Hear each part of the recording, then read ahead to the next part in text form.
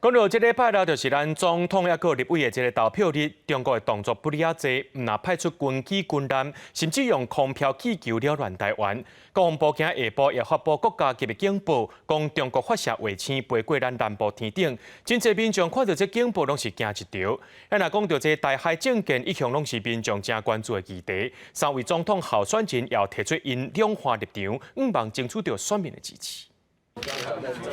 进前总统蔡英文要定义伊的外交路线，就是建设稳定，互世界信任台湾的路线。其中两岸关系一向拢是咱总统大选当中非常重要的议题。大清特别讲过，家己若当选会延续蔡总统的路线，伊提出4大基条，要继续强化国防和民主阵营的合作。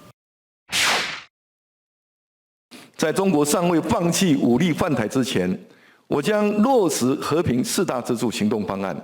强化全民保家卫国的意识，强化国防，强化经济，以及强化和民主阵营的合作，发挥威慑的力量，不引战也不畏战。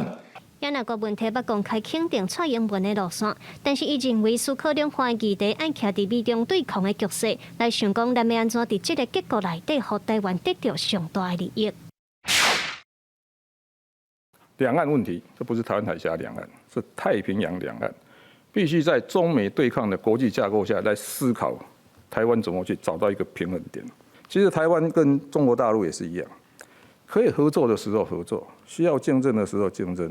必须对抗的时候还是要对抗。 另外，侯友宜是批评蔡政府执政以来和中国的交流愈来愈少，伊主张九二共识，但是爱下中华民国宪法，除了加强自我防卫，嘛就和中国增加对外降低冲突。我提出的是一个3D 战略，自我防卫能力让提升，备战不引战，同时两岸不断的沟通交流，增进彼此有善意。